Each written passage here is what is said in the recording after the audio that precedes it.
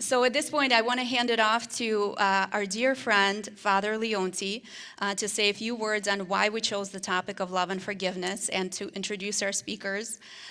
Father Leontiy, we're very grateful to have your participation in our events.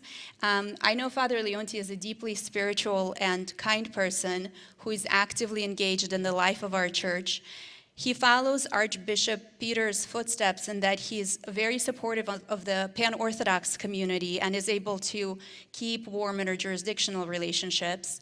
He also helps organize pilgrimages abroad. He has a pilgrimage coming up to Cyprus in mid-October.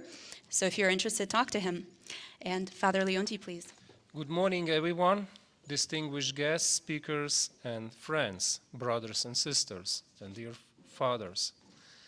It's a true honor to be here with all of you today. We gathered to talk about something that's both simple and deeply important: love and forgiveness.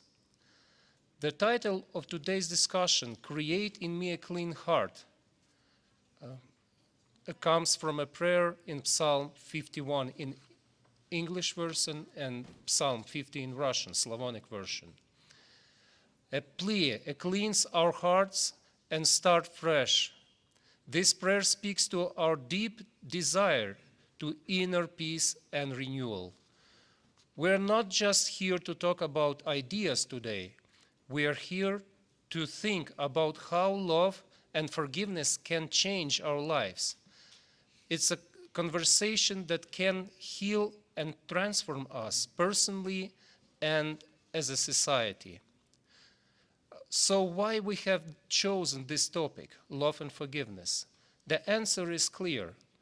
In today's world, it's easy to see how division, anger, and hurt often take over our relationships and communities. Whether it's in our families, workplace, or society as a whole, there is a lot of bitterness and pain. Yet forgiveness and powerful forces. They can heal wounds, bring people together, and help us build stronger, more understanding relationships. When we ask for a clean heart, we are asking to be free from grudges, hate, and unforgiveness. We want to let go of the hurt of the past and open our hearts to love and peace again. But this isn't just about us as individuals. Our world needs love and forgiveness too. In a world that is so divided, we need these virtues to heal and reconnect. And we are especially fortunate today to have two distinguished guests, our dear friends, monks from Holy Cross Monastery, West Virginia. These men have dedicated their lives to deep spiritual practice, and their wisdom and experiences in the areas of love and forgiveness will undoubtedly inspire us. First, we are honored to welcome priest-monk Father Makarios, a dear friend of our parish.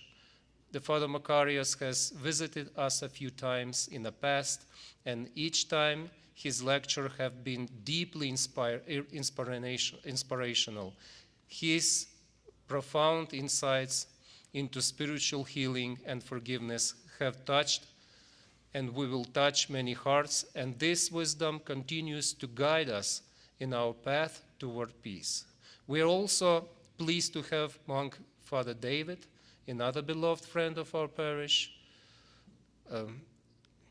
Father David has also visited us and shared his teachings, always leaving a lasting impact. His gentle spirit, thoughtful reflections on love and forgiveness, and compassionate heart make him a true role model for us, those who live in the world. Both Father Makarios and Father David have been a great blessing to our community, to our organization, and we will deeply grateful to have them here today to continue inspiring us with their wisdom and experience. Before we hear from our speakers, let us take a moment and think about what it means to ask for a clean heart. To have a clean heart means being humble and looking with ourselves. It starts with recognizing our loss and being open to change. Forgiveness isn't easy. It's not something you do once and forget about. It's a process that takes time, courage, and the willingness to let go of all pain. Forgiving is an act of love, not just toward others, but also toward ourselves. We often think of forgiveness as letting others off the hook, but the real power of forgiveness is in how we frees us from anger, bitterness, and hurt. When we forgive, we are not saying that other person's actions were okay. We are choosing to stop letting that pain control us. In this way, love helps us to heal. Love is the force that makes forgiveness possible. It's the strength that helps us grow, heal, and reach out others. Even when it's hard, it's easy to love when everything is good. But that true test is loving those who are difficult, broken, or have wounded us. Love and forgiveness aren't passive. They're choices we make every day. Whether it's fixing friendship, healing a family relationship, or letting go of past trauma, we can only move forward when we choose to love and forgive. As you listen to our speakers, think about your own experiences with love and forgiveness, where you are holding on to grudges, where do you find it hard to let it go, and where you can show grace not only to others but also to yourself. Let's challenge ourselves to truly embrace the words of Psalm 51. Clean in me a clean spirit. Create in me a clean spirit, O God, and renew a right spirit within me. Let this be our prayer for personal and collective transformation. The beauty of love and forgiveness is that they spread. When one person forgives, it encourages others to do the same. When one person chooses love over hate, it starts a chain reaction that can change whole communities. Imagine how the world could change if we all committed to having clean hearts, full of love, free from the weight of unforgiveness.